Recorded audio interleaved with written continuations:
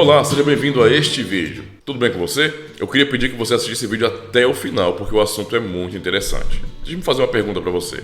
Você já ouviu falar em igrejas reformadas? De repente você passou aí no bairro da sua cidade e percebeu que tinha uma igrejinha ali e o nome dela é justamente Igreja Reformada. E você ficou se perguntando, não tô vendo pedreiros, nem serventes, nem ninguém trabalhando com argamassa. Então essa igreja é reformada de quê? Calma, que não tem nada a ver com construção civil, tá bom? Com o trabalho de pedreiros, nada a ver com isso, beleza?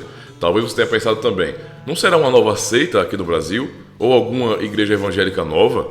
Bem, se você pensou isso, eu queria convidá-lo a aprender um pouco mais sobre o que são as igrejas reformadas. E perceber que nós não somos nenhum tipo de novidade no mundo, e nem aqui no Brasil. Então, esse nome Igreja Reformada está ligado justamente à grande reforma protestante que aconteceu lá no século XVI. Eu tenho certeza que você já ouviu falar pelo menos de Martinho Lutero, não é verdade?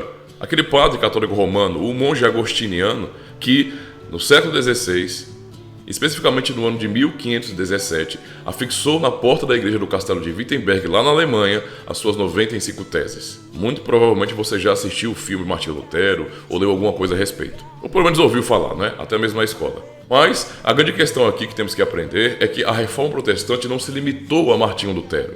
Ele foi muito importante realmente para dar início a isso, mas a reforma se espalhou por todo o continente europeu. Muitas pessoas, muitos cristãos estavam abraçando os conceitos da reforma protestante.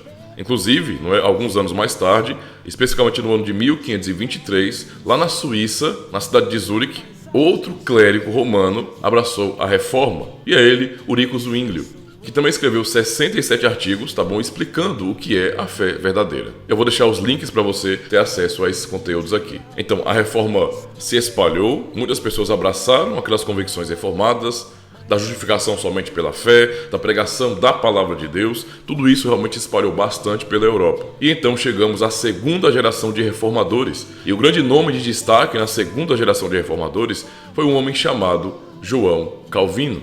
Muito possivelmente você já tenha ouvido falar também nesse nome, João Calvino, ou pelo menos do termo calvinistas, que foi na verdade um termo pejorativo, até usado por luteranos da época para acusar os cristãos reformados de serem calvinistas, tá certo? João Calvino então foi aquele reformador que organizou o pensamento da reforma. Especialmente em João Calvino temos na verdade o surgimento de uma tradição diferente da luterana, que é a tradição reformada. Calvino escreveu muito, manteve contato com várias pessoas, tentando o diálogo, explicar a fé reformada. Inclusive, dentre os materiais que ele nos legou, temos ali as Institutas da Religião Cristã, documento excepcional para você que quer conhecer o pensamento de João Calvino, e também, claro, os comentários nos livros da Bíblia. Foram muitos materiais, para a edificação da igreja. E então ele organizou o pensamento reformado e adivinha só, fundou a Academia de Genebra, onde muitas pessoas, muitos cristãos que estavam abraçando a reforma foram aprender, se formaram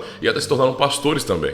Calvino pastoreou em Genebra. Adivinha só o nome da igreja lá de Genebra? Igreja Reformada. E esse foi o nome também das várias comunidades espalhadas pela Europa que criam também nas mesmas doutrinas, eram igrejas reformadas. Especialmente nos Países Baixos, Holanda, Bélgica, temos ali um histórico de um fortalecimento da fé reformada, onde havia várias comunidades reformadas, ou seja, com doutrinas bem peculiares e uma prática de culto bíblica, fiel. Então, pensando nisso, a nossa igreja, Igreja Reformada, é muito mais antiga do que você pensa. Se você então passar em frente a uma igreja reformada, você agora sabe muito bem que na verdade não é uma igreja nova ou uma seita, mas na verdade uma igreja que vem batalhando pela fé desde o século XVI.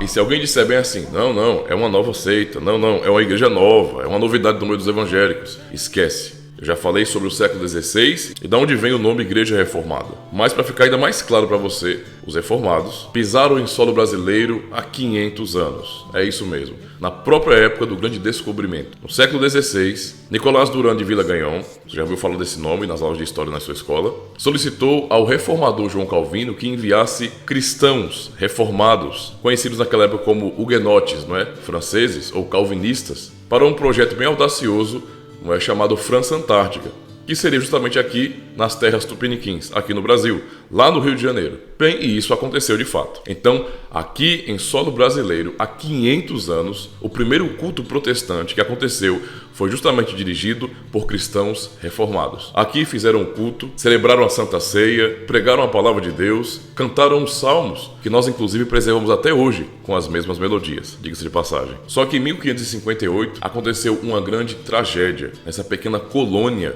de huguenotes franceses ou de reformados aqui no Brasil. Villegagnon, que era católico romano, traiu os reformados e acabou exigindo, daqueles cristãos franceses que eles pudessem responder algumas perguntas teológicas a fim de que ele tivesse em mãos um documento prova de que aqueles cristãos eram hereges e então ele poderia, nesse sentido, executá-los. E foi o que aconteceu. Ele fez essa exigência e em 24 horas aqueles cristãos tiveram que elaborar uma confissão de fé respondendo, na verdade, as perguntas de Villegagnon. Esse documento, temos acesso até hoje e é conhecido como Confissão de Fé da Guanabara. Também vou deixar para você o link para você conferir aqui. Pois bem, alguns deles foram martirizados em solo brasileiro. Essa foi a grande tragédia da Guanabara. Mas, no século XVII, os reformados retornaram ao Brasil. Dessa vez foram os holandeses que vieram trazer a pregação das doutrinas reformadas. No século XVII, então, aqui no Nordeste, pregação do Evangelho aconteceu, evangelização, índios se converteram, inclusive índios foram levados também para a Holanda para aprenderem teologia, se formarem como pastores. E sim, tivemos uma igreja reformada indígena aqui no Brasil do século XVII. E aí mais uma confusão acontece, Os reformados foram expulsos pelos católicos romanos e então, temporariamente, foi o fim do trabalho das igrejas reformadas aqui no Brasil. Mais tarde, então, o trabalho da fé reformada voltou ao Brasil por meio do presbiterianismo. E hoje nós temos várias igrejas reformadas no Brasil. Isso é só para você entender que igrejas reformadas não são uma novidade, uma seita, uma nova igreja evangélica. Já estamos aqui, na verdade, há muito tempo batalhando pela fé. 500 anos, entendeu? Agora, se você resolver visitar uma igreja reformada, sendo você um evangélico, por exemplo, você pode estranhar algumas coisas, porque digamos que o povo evangélico está um pouco desconectado, da história do protestantismo e por isso não sabem de muitas práticas e costumes que nós temos desde o século XVI. Por exemplo, se você for visitar uma igreja reformada, você pode extrair um pouquinho o culto. Você vai chegar lá e vai perceber que o culto é muito bem organizado, há uma liturgia sendo ministrada, há cântico dos salmos, hinos bíblicos, porém você pode estranhar que em muitas igrejas reformadas, os irmãos estarão juntos confessando o credo apostólico. E você pode ter aquela reação, tipo, eu não vim para uma igreja evangélica, protestante, porque essas pessoas estão rezando como os católicos romanos. Calma lá, o credo apostólico não é uma reza não, viu? Não é uma oração não. O credo apostólico, na verdade, é uma confissão resumida, simples, bem abreviada. E é usada pela igreja para que os irmãos, nesse sentido, possam juntos confessarem sua fé de maneira pública, no Senhor Deus. A fé no Deus triuno, Pai, Filho e Espírito Santo. E para você ter uma ideia, nós reformados subscrevemos os 3 credos ecumênicos, credos antigos da igreja. Nós chamamos de ecumênicos porque foram elaborados justamente em concílios ecumênicos. Ou seja, são credos bem antigos, que remontam ali o 4º século e até um pouquinho antes. Então, é tempo, hein? E nós subscrevemos esses credos. Então perceba que nossas doutrinas não são novidade.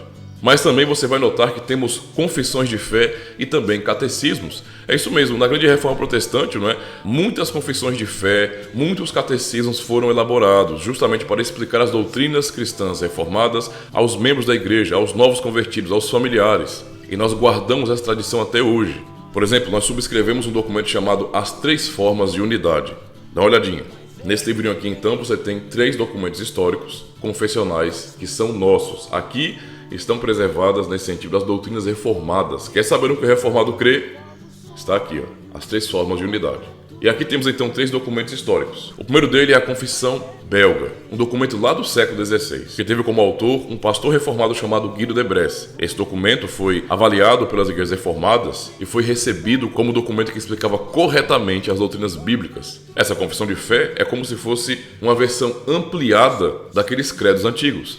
Os credos eram bem básicos, trazendo apenas aquilo que era mais essencial da doutrina. Um resumo geral da história da redenção. Mas, para muitos assuntos, era insuficiente. Por isso, confissões de fé. A confissão de fé, então, belga, vem justamente com esse propósito de, por meio de artigos, explicar de maneira mais detalhada e abrangente a doutrina cristã verdadeira. Inclusive, Guido de Bresse foi martirizado por pregar a fé reformada no século XVI. O segundo documento é o Catecismo de Heidelberg. Esse documento, então, traz as mesmas doutrinas, porém com uma metodologia diferente. Ele é muito mais didático, ele foi feito justamente para instruir novos convertidos, instruir as crianças, os jovens, as famílias, e também para ser ensinado durante todo o ano na igreja. Ou seja, ele foi dividido em 52 sessões ou 52 domingos, para que todos os domingos do ano a igreja pudesse ter uma exposição das doutrinas reformadas. E o terceiro documento é aquele que chamamos os Cânones de Dort, os 5 artigos de fé contra os arminianos. Esse documento foi produzido justamente no século XVII, finalzinho do século XVI e início do século XVII, no Grande Sínodo de Dort, onde temos ali a controvérsia histórica entre remonstrantes e reformados, ou o nome mais popular, calvinistas e arminianos. Os arminianos ou remonstrantes trouxeram novas ideias para as igrejas reformadas. E então, a resposta dos reformados daquele período, nesse grande sínodo, tornou-se aquilo que nós chamamos de 5 pontos do calvinismo, ou então os cânones de Dort. Ali você vai encontrar justamente o argumento dos remonstrantes, dos arminianos, e a resposta bíblica e fiel dos cristãos reformados. E não parou por aí não, viu? No contexto da ilha também, na Inglaterra, na Escócia, surgiu o presbiterianismo. Pode pesquisar aí sobre os puritanos, por exemplo, que também eram reformados de um outro contexto, com outras demandas, mas que também reafirmaram as doutrinas reformadas e puderam produzir outros documentos reformados, conhecidos aí como os padrões de fé de Westminster. Ou seja, na tradição reformada, de 500 anos, temos muito conteúdo preservado, uma verdadeira herança confessional, para que você possa saber hoje exatamente quem nós somos, o que pregamos, o que cremos e o que praticamos como igreja cristã.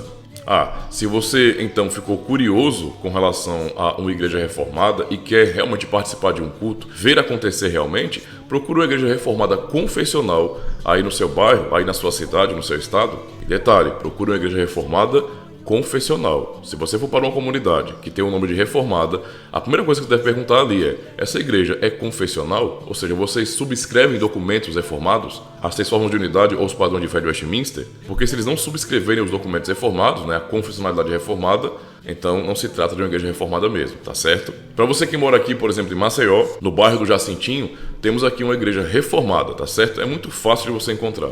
Na rua Alcides Ramos de Lima, região aqui do Peixoto, que fica bem de frente da Tapiocaria do Sertão, ao lado ali da gráfica EasyTech. É bem fácil de você achar mesmo, tá certo? Para você entender, nós realizamos cultos no dia do Senhor, no domingo no caso, pela manhã às 9 horas e à noite às 18 horas, tá bom? Você está convidado aí com sua família. E, é claro, às quartas-feiras nós também temos Escola Bíblica Reformada, onde estaremos estudando, esse ano, o livro No Esplendor da Santidade, redescobrindo a beleza da adoração reformada para o século XXI, um livro do Dr. John Pine. Você está convidado também a participar dos estudos, tirar suas dúvidas e aprender mais sobre fé reformada, a tradição reformada, entender como é ampla e rica essa nossa tradição. Muito obrigado por acompanhar o vídeo até o final, espero ter tirado suas dúvidas nesse sentido e desmistificado algumas coisas para você, tá certo? Valeu e aguardo por você. Mas ele vem, faz tudo